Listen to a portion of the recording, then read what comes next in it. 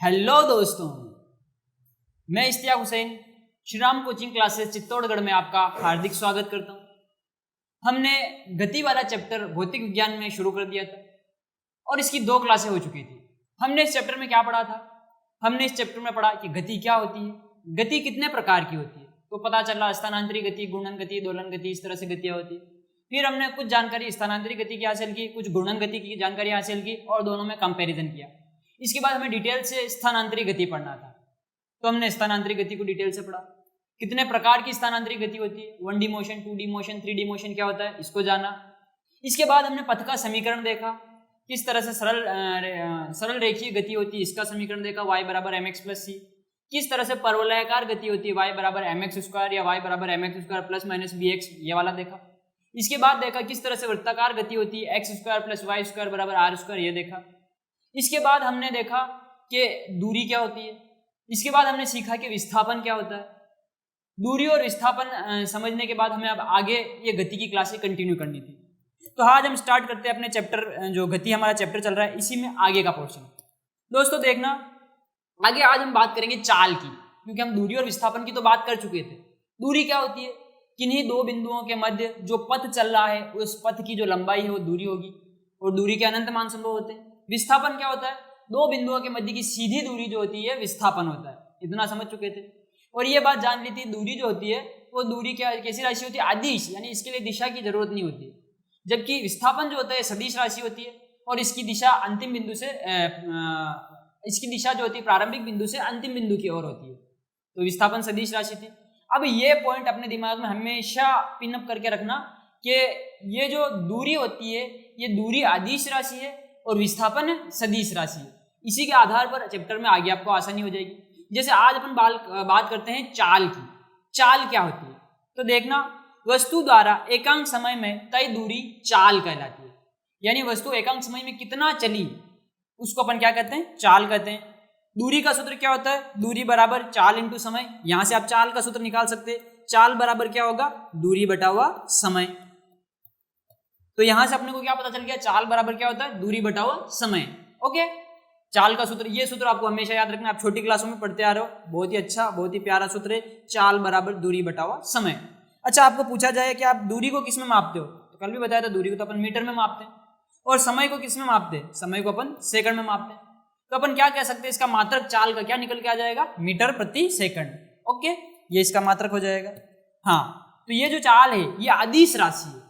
चाल अदिश राशि क्यों है, इसको समझने के लिए जस्ट इसका सूत्र काम में आएगा, चाल बराबर दूरी बटा समय।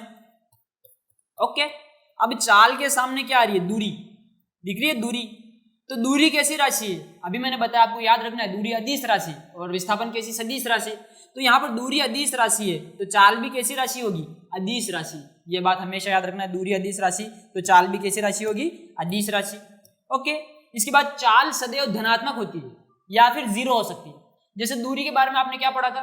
दूरी 0 हो सकती है, धनात्मक हो सकती है। दूरी कभी ऋणात्मक नहीं हो सकती, नेगेटिव नहीं हो सकती। जैसे इस पॉइंट से लेके इसी पॉइंट के बीच की दूरी पूछ ले तो 0 बता देंगे। क्या कभी नेगेटिव दूरी बता सकते किसी की? नहीं बता सकते। इसी तरह से आपको कोई पूछ ले, आपने खाना खाया, रोटी खाई, कितनी रोटी खाई? आप बोलोगे 1 रोटी खाई, 2 रोटी खाई, 3 रोटी खाई। और अगर नहीं खाई होगी तो आप बोल दोगे कुछ नहीं खाया, 0 रोटी खाई। क्या कभी माइनस में बता सकते हो कि माइनस में इतनी रोटी खाई? ऐसा तो हो नहीं सकता। तो कुछ राशि ऐसी होती है जो ऋणात्मक नहीं होती, जैसे दूरी ऋणात्मक नहीं होती। दूरी के चाल के सूत्र में दूरी आ रही है, तो चूंकि दूरी ऋणात्मक नहीं हो सकती इसलिए चाल भी कभी भी ऋणात्मक नहीं हो सकती। चाल यानी स्पीड। कभी देखा आप नेगेटिव स्पीड सुने हो क्या? ज्यादा स्पीड आगे आगे बढ़ती रहती है, कम करते जाओ स्पीड को तो स्पीड लास्ट 0 हो जाती है। 0 से कम कभी स्पीड पॉसिबल है क्या? नहीं है। तो इसका मतलब चाल जो है ये चाल कभी भी ऋणात्मक नहीं हो सकती, शून्य हो सकती है, धनात्मक हो सकती है। इसके बाद चाल का एसआई मात्रक क्या होता है? तो इसका एसआई मात्रक मीटर प्रति सेकंड। अभी मैंने निकाल के दिखाया था कैसे आता है। तो चाल बराबर दूरी बटा समय। दूरी को किस में मापते हैं? मीटर में। और समय को किस में मापते हैं? सेकंड में। तो मीटर प्रति सेकंड, ये आपको याद रखना है। इसका एसआई मात्रक क्या होता है? मीटर प्रति सेकंड। उसके बाद देखना दोस्तों, कंप्यूटर महोदय ये क्या,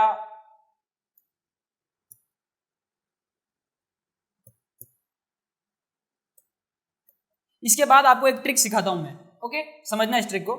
बहुत बार क्या होता है कि हमको किलोमीटर पर आवर में क्वेश्चन मिल जाता है और हम उसी को लेकर सोल्व करने लग जाते हैं, और हमारे आंसर मैच, मतलब उसमें ऑप्शन में हमको आंसर मिल भी जाता है, और जब हम उसको टिक करते हैं तो आंसर हमारा गलत निकल जाता है। तो देखना कैसे क्या होता है। जैसे आपको कभी कभी किलोमीटर पर आवर में क्वेश्चन मिल जाए, किलोमीटर पर आवर, तो आप इसको यूज नहीं कर सकते किलोमीटर पर आवर, इसको आप मीटर प्रति सेकंड में चेंज करोगे। कैसे चेंज करेंगे? जैसे 1 किलोमीटर पर आवर दे रखा है, तो आप देखना 1 किलोमीटर में कितने मीटर होते हैं? बोलो, किलोमीटर में कितने मीटर होते हैं? 1000 मीटर, तो ये 1000 मीटर। अब बोलो 1 आवर यानी 1 घंटा, इसमें कितने मिनट होते हैं? 60 मिनट। और 1 मिनट में कितने सेकंड होते हैं? 60 सेकंड। तो ये सेकंड, 1 0 से 1 0 कट गया, 1 0 से 1 0 कट गया। ओके, तो ये कितना बन गया भैया जी? 10/36। इसको काटो, 5/18, तो 5/18 मीटर प्रति सेकंड। तो आपको जब भी किलोमीटर पर आवर दिया हो तो आप इसको क्या यूज करोगे? 5/18 से गुणा करोगे तो किस में चेंज हो जाएगा?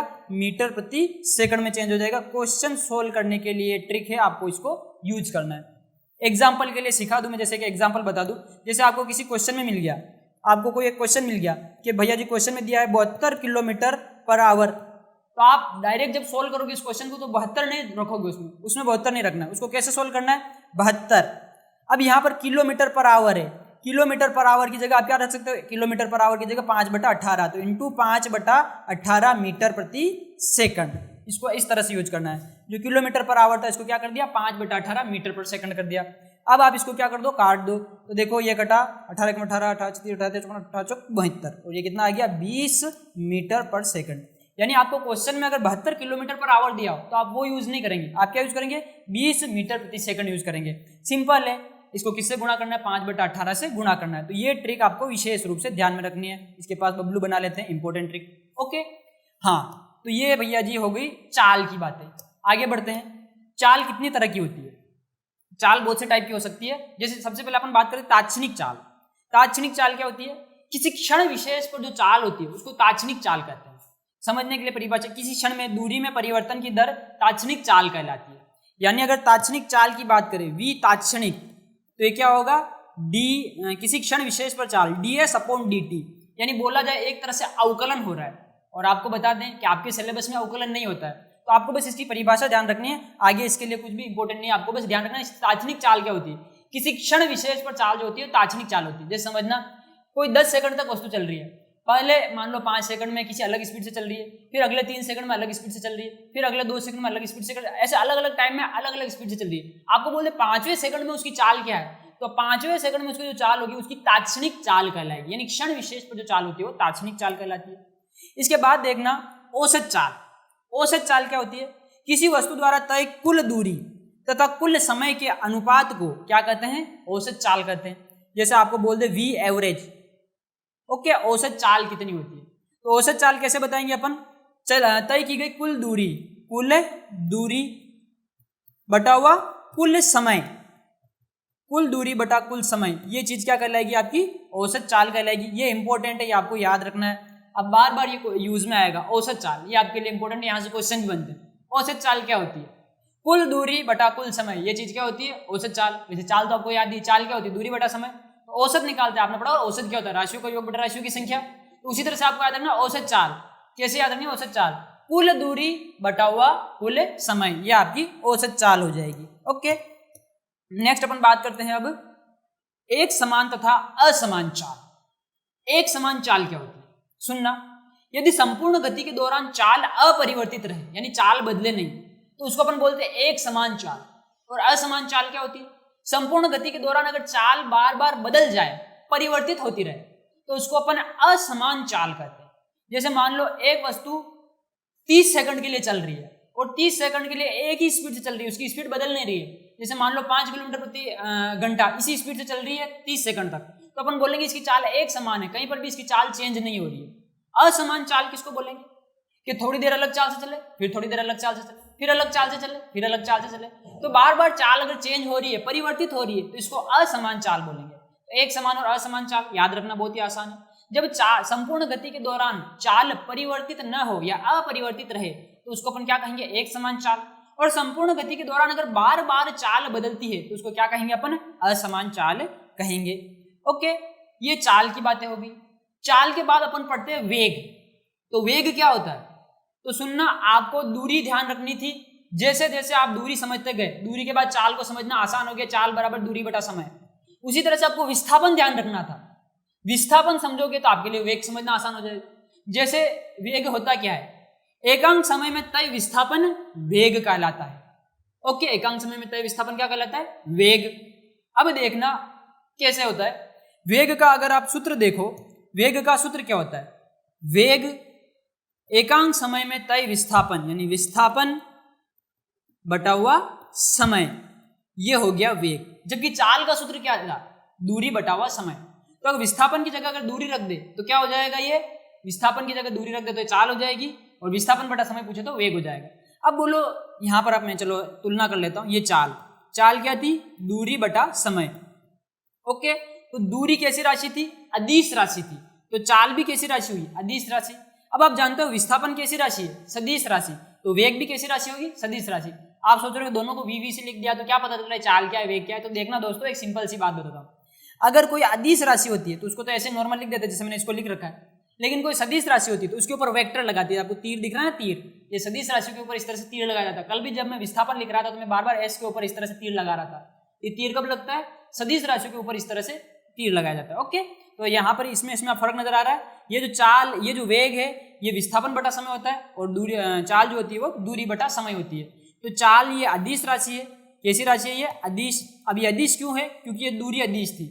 यहाँ पर जो वेग है ये वेग सदिश राशि होगी, कैसी राशि, सदिश राशि। क्यों, क्योंकि विस्थापन क्या है, सदिश है। ओके, हाँ, तो ये हो गया आपका वेग।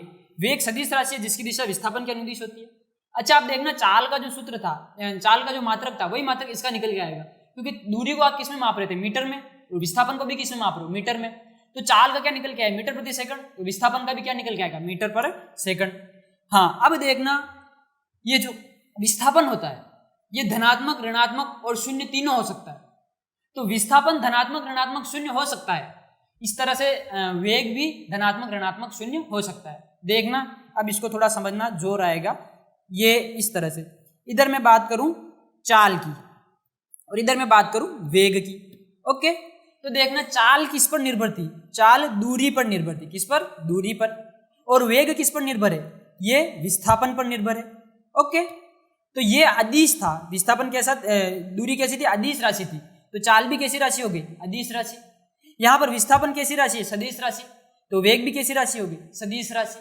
ओके, अब एक और चीज समझना, दूरी या तो जीरो हो सकती है या धनात्मक हो सकती है, कभी भी ऋणात्मक दूरी नहीं होती। इसी तरह से दूरी के साथ जो हो रहा है वही के साथ क्या होगा, चाल के साथ, चाल भी जीरो हो सकती है और धनात्मक हो सकती है, नेगेटिव चाल नहीं हो सकती। लेकिन आप विस्थापन की अगर बात करो तो विस्थापन नेगेटिव हो सकता है, जीरो हो सकता है, पॉजिटिव हो सकता है। अब आप सोचोगे नेगेटिव, पॉजिटिव और जीरो तो समझ में आ रहा है, नेगेटिव कैसे होगा। तो विस्थापन जैसे दो बिंदुओं के मध्य होता है, ए और बी, तो यहाँ से ए से बी तक चला, इसको ऊपर एस सदिश बोल रहे हैं। ये विस्थापन कितना हुआ, एस सदिश। अगर बी से ए तक चलेगा तो इसको माइनस एस सदिश बोलेंगे। तो माइनस एस सदिश नेगेटिव हुआ कि नहीं हुआ, आई बात समझ में। तो इस तरह से विस्थापन धनात्मक भी हो सकता है, ऋणात्मक भी हो सकता है और शून्य भी हो सकता है। तो जो विस्थापन के साथ हो रहा है वही वेग के साथ होगा। तो वेग भी क्या हो सकता है, धनात्मक हो सकता है, ऋणात्मक हो सकता है और शून्य हो सकता है। तो आपको ये बात इंपॉर्टेंट ध्यान रखनी है कि वेग जो है ये धनात्मक भी हो सकता है, ये ऋणात्मक भी हो सकता है और ये शून्य भी हो सकता है। ऐसा क्यों हो रहा है वेग के साथ, क्योंकि यही क्या हो रहा है विस्थापन के साथ। जो विस्थापन के साथ होगा वही वेग के साथ होगा। आगे बात समझ में। हाँ जी, नेक्स्ट अपन बात करते हैं तात्क्षणिक वेग। सिंपल सी बात है, पहले चाल में बात किसकी की थी, तात्क्षणिक चाल की। तो क्या बोल दिया था तात्क्षणिक चाल के लिए, किसी क्षण विशेष पर चाल का जो मान है वही तात्क्षणिक चाल कहलाएगी। इसी तरह से तात्क्षणिक वेग किसको बोलेंगे, किसी क्षण विशेष पर जो वेग है वही वेग क्या कहलाएगा, तात्क्षणिक वेग। ओके, ये अवकलन होता है एक तरह से, बस इसी परिभाषा आपको ध्यान में रखनी होती है। दूसरी चीज आती है औसत वेग। औसत वेग क्या होता है, हाँ, वस्तु द्वारा तय कुल विस्थापन तथा उसमें लगे कुल समय के अनुपात को क्या कहते हैं, औसत वेग कहते हैं। आपको याद रखना औसत चाल, औसत चाल क्या थी, कुल दूरी बटा हुआ कुल समय। जैसे ये चाल की बात करें एवरेज, औसत चाल क्या थी, कुल दूरी बटा हुआ कुल समय। इसी तरह से अपन बात करें औसत वेग की तो वी एवरेज, औसत वेग क्या हो जाएगा, कुल, यहां पर तो क्या आ रही थी दूरी, अब इधर दूरी नहीं बल्कि यहां पर क्या आ जाएगा विस्थापन, कुल विस्थापन बटा हुआ कुल समय, कुल विस्थापन बटा हुआ कुल समय, ये चीज क्या हो जाएगी, औसत वेग हो जाएगी। तो हमको औसत वेग समझ में आ गया। जिस तरह से औसत चाल होती है उसी तरह से औसत वेग होता है। फर्क इतना है कि चाल जो होती है औसत ये अदिश राशि है और औसत वेग कैसी राशि है, सदिश राशि। और सदिश और अदिश क्यों है ये, क्योंकि जो दूरी पर निर्भर कर रही है वो तो अदिश होगी दूरी की तरह, और जो विस्थापन पर निर्भर कर रहा है विस्थापन की तरह कैसा होगा, सदिश होगा। हाँ, औसत वेग के बाद आपको याद रखना है एक समान और असमान वेग। एक समान वेग क्या होता है, जैसे एक समान और असमान चाल पढ़ा था। एक समान चाल क्या होती है, संपूर्ण गति के दौरान अगर चाल अपरिवर्तित रहती है तो एक समान चाल है, और संपूर्ण गति के दौरान अगर चाल बार बार बदलती है तो वो कैसी चाल है, असमान चाल है।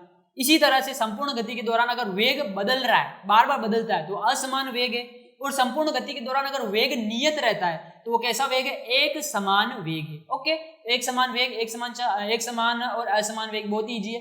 अगर बार बार बदलता है तो असमान है और नहीं बदलता है तो एक समान है। ओके, नेक्स्ट अपन अब बात करते हैं राज की बात, यानी ये तो चीजें थी, परिभाषा थी, सिर्फ परिभाषा आपको समझनी थी। क्वेश्चन कहाँ से आता है, औसत चाल औसत वेग, यहाँ से क्वेश्चन आते हैं। तो यहाँ से क्वेश्चन आते हैं, उनको सोल्व करने का आपको बस ये याद रखना औसत चाल का सूत्र क्या है। औसत चाल का सूत्र क्या है, कुल दूरी बटा हुआ कुल समय, इतना याद रख लोगे। कुल दूरी बटा कुल समय आप याद रख लेते हो तो इसके बाद यहाँ से क्वेश्चन आते हैं, अपन उन क्वेश्चन को डायरेक्ट ही सोल्व कर लेंगे, हम डायरेक्ट ही फॉर्मुला बना के याद कर लेंगे। देखना किस तरह के क्वेश्चन बनते हैं। दो टाइप के क्वेश्चन बता रहा हूँ आपको। पहली बात राज की बात है ना, इंपॉर्टेंट बात क्या याद रखनी है, यदि कोई वस्तु दो स्थानों के मध्य की आधी दूरी v1 चाल से और शेष आधी दूरी v2 चाल से तय करती है तो जो एवरेज होगी यानी औसत चाल जो होगी 2v1 v2 upon v1 plus v2 होगी। यानी ये इंपॉर्टेंट सूत्र आपको याद रखना है, इस सूत्र से अपन डायरेक्ट क्वेश्चन करेंगे। ओके, समझना कैसे, मान लो ये टोटल दूरी है, इस टोटल दूरी में से जो आधी दूरी है, आधे रास्ते तो आ रही है v1 चाल से वस्तु और शेष आधे रास्ते आ रही है v2 चाल से, तो इस पूरी दूरी में आपको पूछ ले कि एवरेज चाल क्या है, तो आप है ना सिंपल सा सोचते हो कि आधे में तो v1 आधे में तो v2, बचपन में पढ़ा था राशियों का योग बटा राशियों की संख्या, तो v1 प्लस v2 बटा 2 कर दो। तो ऐसा नहीं है, वो गलत है, ऐसा नहीं होता। क्या होता है, 2v1 v2 upon v1 plus v2, ये फॉर्मूला होता है। अब सवाल आता है फॉर्मूला तो रट लेंगे, लेकिन ये आया कहाँ से, कैसे मान लेंगे यही फॉर्मूला होता है। तो देख लेते हैं इसका डेरिवेशन कैसे आया। ये देखना, आधे स्थानों में तो मान लो अपन कुल दूरी अपन s तय करते हैं ना, माना कि कुल दूरी अगर s है, कुल दूरी s है, अपन कुल दूरी s मानते हैं, तो आधी दूरी इस तरह से, आधी दूरी v1 चाल से चला, आधी दूरी v2 चाल से चला, तो यहाँ पर s बटा दो तो बटे करेंगे तो अपने को फिर भिन्नांग में जोड़ बाकी करनी पड़ेगी, जोड़ आएगा थोड़ा सा। तो अपन एक ट्रिक यूज करते हैं, मान लेते हैं कुल दूरी 2s है। 2s क्यों मानी कुल दूरी, क्योंकि आधा आधा बांटना है ना, तो s और s में बांट देंगे तो बांटने में आसानी होगी कि नहीं होगी, तो बांटने में आसानी हो जाए, इस वजह से कुल दूरी को कितना मान दिया 2s। तो कुल दूरी 2s है तो आधी दूरी कितनी हो गई s, और बची हुई आधी दूरी कितनी हो गई s। ओके, तो मानना कुल दूरी 2s है, आधी दूरी s हो गई, आधी दूरी s हो गई। पहले जो आधी दूरी है किस चाल से चल रहा था, ये v1 चाल से, देख रहे हो ना, पहली आधी दूरी किससे, v1 चाल से, तथा शेष आधी दूरी किससे चलता है, v2 चाल से चलता है। तो हमको ये बताना है कि यहाँ पर जो एवरेज है औसत चाल क्या होगी। तो सुनना दोस्तों, आपको चाल का सूत्र याद है, चाल बराबर क्या होती है, दूरी बटा हुआ समय। ओके, यहाँ पर समय की बात की है क्या, कहीं पे समय की बात तो नहीं की। मान लेते हैं यहाँ से यहाँ तक चलने में इसको t1 समय लगता है, कितना समय, t1, और यहाँ से यहाँ तक चलने में t2 समय लगता है। यहाँ से आप इस फॉर्मूले से आप समय निकाल सकते हो क्या, समय का सूत्र इस फॉर्मूले से क्या बन जाएगा, समय बराबर दूरी बटा हुआ चाल। अरे ये समय इधर चला जाएगा और ये चाल इधर आ जाएगी, आगे बात समझ में, समय बराबर क्या हो जाएगा, दूरी बटा हुआ चाल। ओके, समय बराबर दूरी बटा हुआ चाल। तो समय t1 की अगर बात करें तो t1 बराबर क्या हो जाएगा, दूरी बटा चाल। दूरी कितनी है यहाँ पर s1, तो ये रहा s, और चाल कितनी है v1, तो ये रहा v1। अगर समय t2 की बात करें तो यहाँ पर समय t2 कितना है, समय t2 बराबर दूरी कितनी है s, ये रहा s, बटा हुआ यहाँ पर चाल कितनी है v2। ओके, और आगे बढ़ते हैं। देखना, अपने को तो औसत चाल निकालनी है, क्या निकालनी है, औसत चाल। तो v एवरेज औसत चाल क्या होगी, कुल दूरी बटा हुआ कुल समय, यही तो होगी औसत चाल, कुल दूरी बटा हुआ कुल समय। तो निकालते हैं औसत चाल, कुल दूरी कितनी है, कुल दूरी, माना कि कुल दूरी कितनी है 2s, तो कुल दूरी कितनी आ गई 2s, तो ये लिख दिया 2s बटा हुआ कुल समय। इधर तो लग रहा है t1 समय, इधर लग रहा है t2 समय, तो कुल दूरी कुल समय कितना हो गया, t1 प्लस t2, ये हमारा कुल समय हो गया। और आगे बात करते हैं, यहाँ पर v एवरेज बराबर 2s, ये रहा 2s, t1 की वैल्यू कितनी है दोस्तों, ये रही t1 की वैल्यू कितनी है, t1 की वैल्यू s अपॉन v1, ये रहा s अपॉन में v1, प्लस यहाँ पर t2 की वैल्यू कितनी निकल के आई थी, s अपॉन में v2, तो s अपॉन में v2। इसको सोल्व करते हैं अपन, तो देखना यहाँ पर क्या आ जाएगा 2s, और यहाँ से s कॉमन ले लिया तो क्या बचा 1/v1 प्लस 1/v2, s से s कट गया।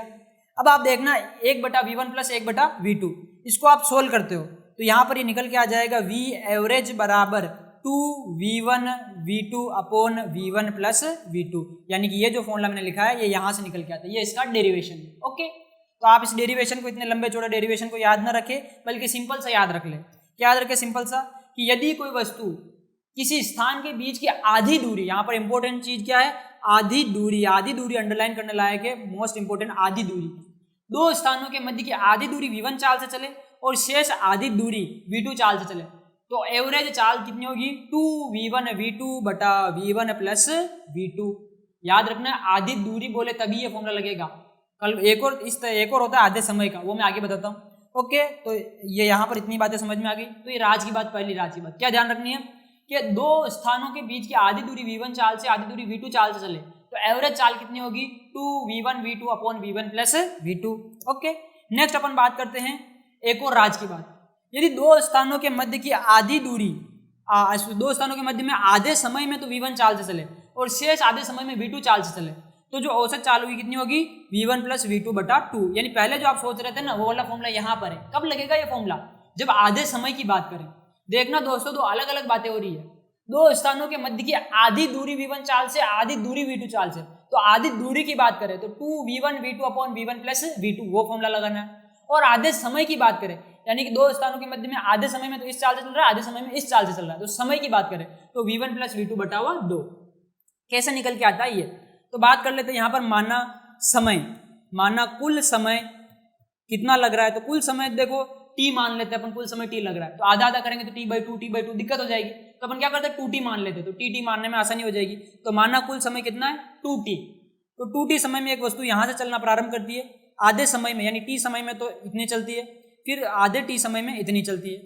पहले किस चाल से चल रही है v1 चाल से, और बाद में किस चाल से चल रही है v2 चाल से, और यहाँ से अपने को क्या निकालनी है औसत चाल निकालनी है। तो देखना आप सोचोगे एक सर आपने इसको आधा आधा क्यों नहीं बांटा, पहले तो आधा आधा बांट दिया था, तो इस बार बराबर आधा आधा इसलिए नहीं बांटा क्योंकि आधी दूरी नहीं बोल रहा है, आधा समय बोल रहा है, तो ये दूरी आधी आधी क्यों बांटू, क्या पता दूरी अलग अलग हो, तो इस वजह से ऐसा क्या। अब अपन यहाँ पर क्या करते हैं, यहाँ पर अपन निकाल लेते हैं, अपने पास क्या दूरी नहीं है तो यहाँ पर अपन दूरी निकालते हैं। मान लिया इधर दूरी s1 चलता है, इधर दूरी s2 चलता है, तो दूरी क्या होती है, दूरी बराबर आपको उसका सूत्र याद था, चाल बराबर दूरी बटा समय, दूरी बटा हुआ समय। तो यहाँ से अगर आपको पूछा जाए कि आप भैया जी दूरी निकाल के बताओ, तो दूरी कैसे निकालेंगे, चाल इंटू समय।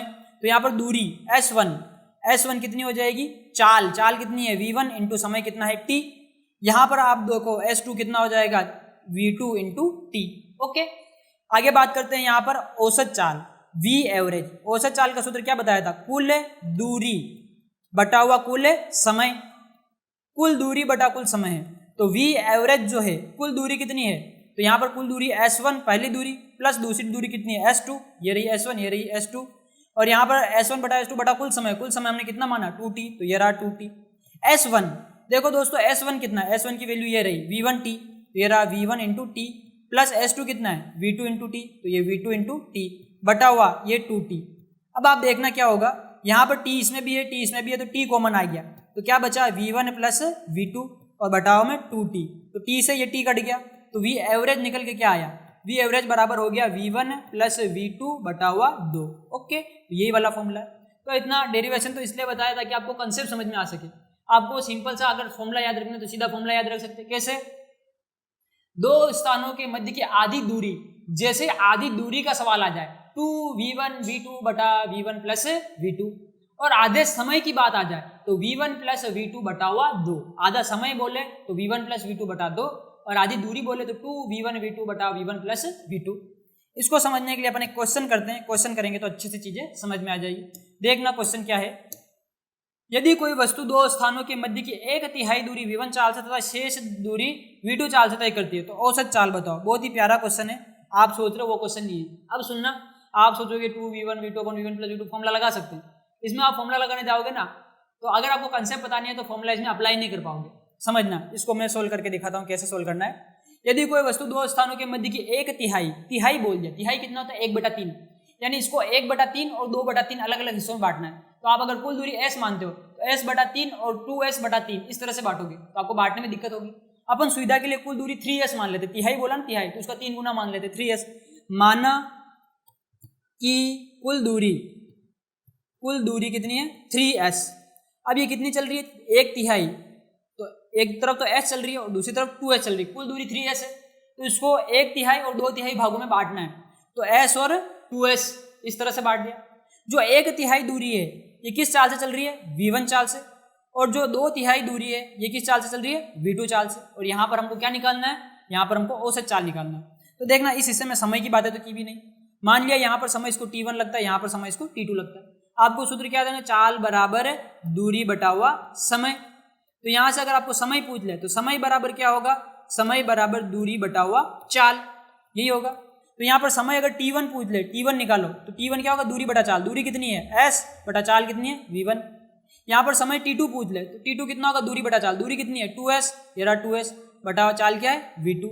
ओके, आपको औसत चाल निकालनी है v एवरेज, तो क्या होगी, कुल दूरी बटा हुआ कुल समय, कुल दूरी बटा हुआ कुल समय।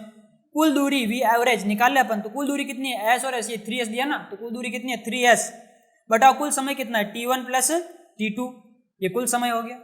अब v एवरेज आप निकालना चाहो तो 3s, और यहाँ पर आप देखना t1 की वैल्यू कितनी है, t1 की वैल्यू ये रही s अपॉन में v1, प्लस t2 की वैल्यू कितनी है 2s अपॉन में v2, 2s अपॉन में v2। आगे और सोल्व करते हैं इसको, देखना v एवरेज बराबर 3s अपॉन में, यहाँ पर s इसमें भी है, s इसमें भी है, तो s कॉमन आ जाएगा, तो क्या बचेगा 1 upon v1 plus 2 upon v2, ये s से s कट गया। अब यहाँ पर देखना v एवरेज क्या निकल के आएगा, 3 बटा, अब इसको सोल्व करो तो ये क्या बन जाएगा, v1 v2 लसा ले लोगे आप, v1 v2, और यहाँ पर क्या हो जाएगा v2 प्लस 2v1, इसको आप सोल्व करोगे ना, आपने छोटी क्लासों में सीखा होगा या तो सोल्व करना। अब ये नीचे वाली संख्या पलट के ऊपर चली जाएगी, तो v एवरेज क्या निकल के आएगा, 3v1 v2 upon v2 plus upon में v2 प्लस 2v1। तो ये इसका सोल्व करने का तरीका है, आंसर। अब आप सोचोगे इतना कठिन क्वेश्चन है, कैसे सोल्व करेंगे? तो देखना ये क्वेश्चन मैंने आपको कंसेप्ट सिखाने के लिए बताया है, ताकि आपको कंसेप्ट समझ में आए। मैं डायरेक्ट फॉर्मुला बेस नहीं बताया, फॉर्मुला बेस क्वेश्चन भी करूंगा मैं आगे। पहले मैंने आपको कंसेप्ट सिखाया कि मैंने वो फॉर्मुला किस कंसेप्ट से निकाला, जिस कंसेप्ट से मैंने फॉर्मुला निकाला उसी कंसेप्ट के ऊपर एक क्वेश्चन करा देता कि आपको कंसेप्ट समझ में आ जाए। अगर आपको अभी भी इसमें डाउट आ रहा है तो आप वीडियो को पीछे लेकर के वापस से वो कंसेप्ट समझिए, और जब समझ जाएंगे वापस इस पर पहुंचेंगे तो खुद से प्रैक्टिस कीजिए। जब तक आप खुद से नहीं करोगे आपको फीलिंग नहीं आएगी। तो देखना इसको कैसे किया हमने, 1/3 की बोला, पहले हम आधी आधी बोल रहे थे तो 2s मान लिया, आधा आधा समय बोल रहे थे 2t मान लिया। अब क्या किया, 1/3 दूरी बोला तो हमने 3s मान लिया, और फिर इसको s और 2s में बांट दिया। फिर क्या किया हमने समय t1 माना, t2 माना, और समय क्या था, समय बराबर दूरी बटा चाल होता है, तो हमने उससे t1 की वैल्यू निकाल ली, t2 की वैल्यू निकाल ली। इसके बाद हमने क्या किया, एवरेज v एवरेज औसत चाल का सूत्र क्या था, कुल दूरी बटा कुल समय। यहाँ पर कुल दूरी अपने पास कितनी थी 3s, यहाँ से पता थी 3s मानी थी, और कुल समय कितना था t1 और t2 जोड़ दो तो कुल समय आ जाएगा। यहाँ पर t1 की वैल्यू यहाँ से उठा ली हमने, और t2 की वैल्यू हमने यहाँ से उठा ली। इसके बाद ये वैल्यू उठा करके यहाँ पर रख दी, तो क्या बन गया 3s upon v1 plus 2s upon v2। इससे आगे यहाँ पर सोल्व किया, यहाँ पर s यहाँ पर भी था और s यहाँ पर भी था, तो s कॉमन आ गया, तो 1/v1 प्लस 2/v2 बच गया, s से s कट गया था यहाँ पर। फिर यहाँ पर आप इसको सोल्व करते हो, जैसे छोटी क्लासों में भिन्न सोल्व करते हो तो ये निकल के आता है, और नीचे नीचे वाली पलट के ऊपर चली जाती है। ओके, ये हो गया भैया आपका एक क्वेश्चन। अगला क्वेश्चन देखना, अगला क्वेश्चन अपन फॉर्मूले पे करते देखे। हाँ, ये फॉर्मूला बेस्ड क्वेश्चन जो आपको फॉर्मूला सिखाया है ना, ऐसा क्वेश्चन मिलेगा आपको। यदि एक व्यक्ति घर से बाजार नियत चाल 6 मीटर प्रति सेकंड से जाता है और तुरंत नियत चाल 3 मीटर प्रति सेकंड से पुनः घर लौट आता है, तो व्यक्ति की औसत चाल ज्ञात कीजिए। औसत चाल कितनी होगी? देखना, घर से बाजार गया और बाजार से घर आया, तो इसमें अपना दिमाग चलाना है कि आधे समय का क्वेश्चन है कि आधी दूरी का क्वेश्चन है। तो देखना, आधे समय दूरी में अपन कैसे पता लगाएंगे, तो आप सोचो ना, घर से बाजार जा रहा है तो जिस रास्ते चल के गया, बाजार से घर आ रहा है उस रास्ते चल के आया, तो रास्ता तो वही रहा, रास्ता थोड़ी छोटा बड़ा होगा। तो इसका मतलब ये किसका क्वेश्चन है, ये आधी दूरी का क्वेश्चन है। और आधी दूरी जैसी ही आंखें चमक जानी चाहिए। कौन सा formula, 2v1 v2 upon v1 plus v2। तो यहाँ पर आप इसको सोल्व करने बैठोगे तो चूंकि आधी दूरी का सवाल है, आधी दूरी का सवाल है, तो औसत चाल क्या होती है, 2v1 v2 बटा हुआ v1 प्लस v2, ये आधी दूरी वाला सवाल। ओके, तो आधी दूरी में आपको एवरेज चाल पूछी है। तो जब गया, मान लिया v1 जब गया तो किस चाल से गया, 6 मीटर प्रति सेकंड से गया, और जब वापस आया तो किस चाल से आया v2 3 मीटर प्रति सेकंड से आया।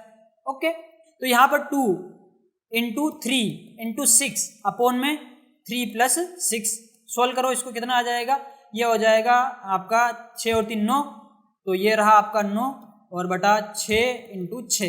ओके, आप इसको सोल्व कर लो, आगे कितना आता है, ये 9 चौक 36 6 36 और ये 9 1 9 27 ओके, ये आप सोल्व कर लेना, आ जाएगा 4 मीटर प्रति सेकंड 9 चौक 36। ओके, तो औसत चाल कितनी हो जाएगी, 4 मीटर प्रति सेकंड। अब देखना आपके एग्जाम में अगर ऐसा क्वेश्चन आता है तो आप क्या गलती करते हो। अगर आपको एक कंसेप्ट नहीं आता है एवरेज वाला, तो आप क्या करते हो, आप सोचते हो 6 से गया और 3 से आया, तो क्या करते हो, औसत कैसे निकालते हो, औसत पूछा, औसत देखते हैं आपके दिमाग में आता है राशियों का योग बटा राशियों की संख्या, तो आप क्या करते हो 6 + 3 बटा 2, और क्या करोगे 6 + 3 9 बटा 2, तो 4.5 4.5 निकल के आएगा, जबकि आंसर क्या है, गलत है। आंसर राइट कितना है, 4 मीटर प्रति सेकंड।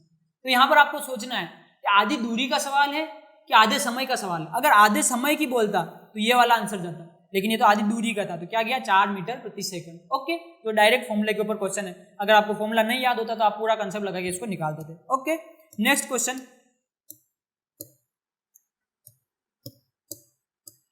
हाँ नेक्स्ट क्वेश्चन, एक कण आधी दूरी नियत चाल 12 मीटर प्रति सेकंड से चलता है तथा शेष आधी दूरी इस प्रकार चलता है कि औसत चाल इसकी 6 मीटर प्रति सेकंड प्राप्त हो, तो आधी दूरी की चाल ज्ञात कीजिए। बहुत ही प्यारा क्वेश्चन, इसको सोल्व करके देखते हैं। देखो इजी क्वेश्चन है, यहाँ से कोई कण चल रहा है, आधी दूरी वाला सवाल है ना, आधी दूरी यहाँ से कण चल रहा है, यहाँ तक आ रहा है, आधी दूरी जो है ना वो किससे चल रहा है, आधी दूरी 12 मीटर प्रति सेकंड चल रहा है, किस चाल से, 12 मीटर प्रति सेकंड से, और शेष आधी दूरी मान लिया v2 चाल से चलता है, क्योंकि पता नहीं आधी दूरी अपने को ज्ञात करनी है, शेष आधी दूरी किसी भी चाल से चलता है, और जो एवरेज होती है ना, एवरेज औसत चाल, एवरेज कितनी निकल के आती है, 6 मीटर प्रति सेकंड। यानी इस बार आंसर पहले से दे रखा है, आपको क्वेश्चन पता करना है, इस तरह एक तरह से सोचे तो यहाँ पर जो है 6 मीटर प्रति सेकंड क्या है, इसकी औसत चाल है। तो आपको बताना है कि जो आधी दूरी थी वो इसने किस चाल से चली होगी।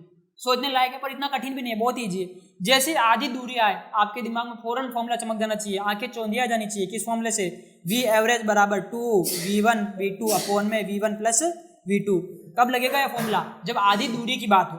तो यहाँ पर तो फॉर्मूला कैसे लगाया सर जी, हमको तो पहले से आंसर दे रखा है, इसमें क्या दे रखा है आंसर, कि आंसर तो भैया जी इसका ये है, तो भैया आंसर से क्वेश्चन तक भी तो पहुंच सकते हैं। कैसे, v एवरेज कितना दे रखा है आपको, v एवरेज आपको दे रखा है यहाँ पर ये 6 दे रखा है, और v1 कितना दे रखा है आपको, 12 दे रखा है, तो लगा लो v एवरेज की जगह कितना रख दो, 6 बराबर 2 इंटू v1 कितना दे रखा है 12 इंटू v2 अपने को निकालना है, बटा हुआ v1 कितना है भैया जी, v1 12 है, और प्लस v2 कितना है, v2 अपने को निकालना है।